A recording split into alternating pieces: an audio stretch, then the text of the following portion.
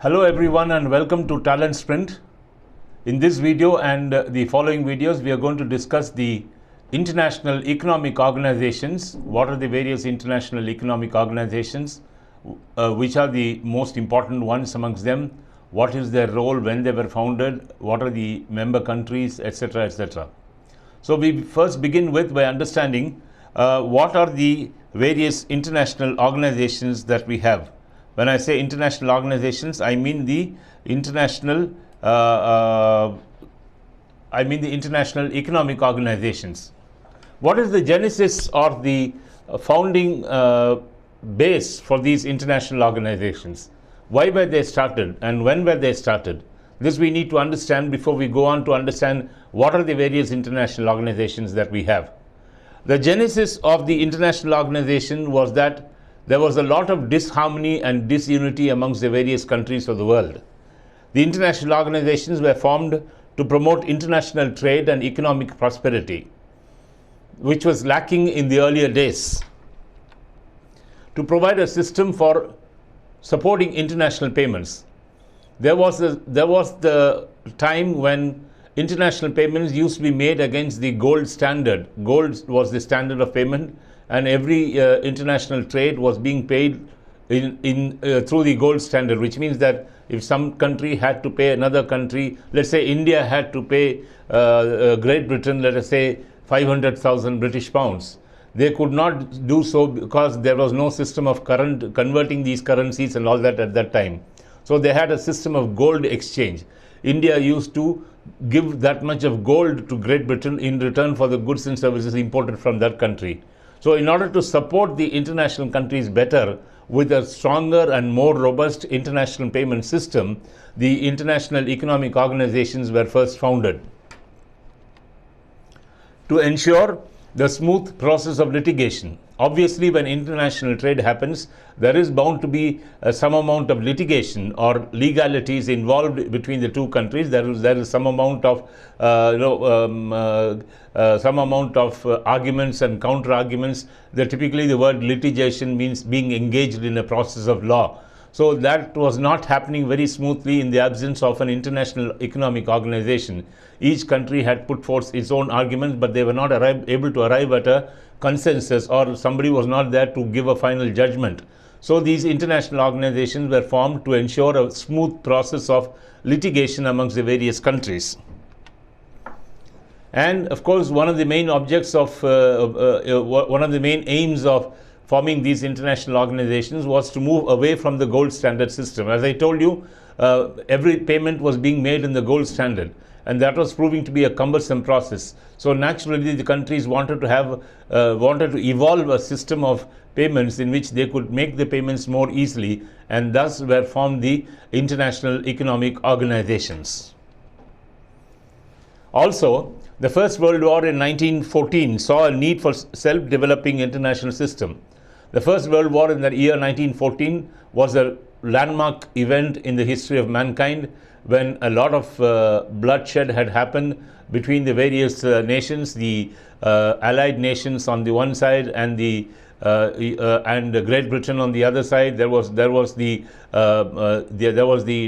German history which was also behind it, and so there was a lot of turmoil in the international markets. And the World War I of 1914 saw the need for developing an international economic system. The war also saw stagflation, and now we must understand what is stagflation. A situation where unemployment and inflation were rising. Stagflation is a situation where unemployment and inflation are both rising. You normally have a system of inflation where prices go up. Prices go up because of various factors. Prices go up, and then the prices go up, the demand comes down. There is a stagnation in the economy, and a lot of problems occur because of inflation.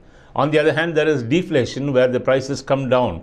Deflation is a very rare phenomenon in today's world. But the World War I saw a system of stagflation, where both unemployment and inflation were rising, and this is not a good situation to be in for any economy. And so the countries felt that they need to develop a system whereby they could come away from this stagflation. The World War I, 1914, was followed by the Great Depression of the year 1928 to 30.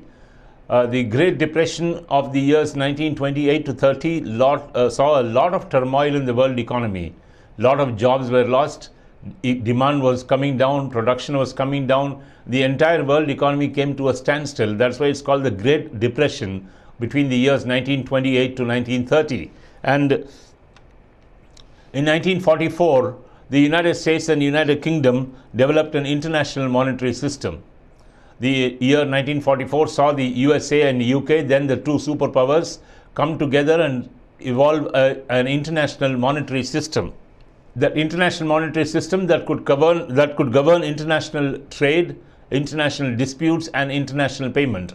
This was the objective of founding of the international economic organizations. As I told you a little while ago, there was a need for moving away from the gold standard system. There was a need for bettering the standards of litigation between the countries, and there was a need for ensuring a smoother flow of trade between the various countries. And that is why the international economic organizations had their birth, and this was the genesis of the birth of the international organizations.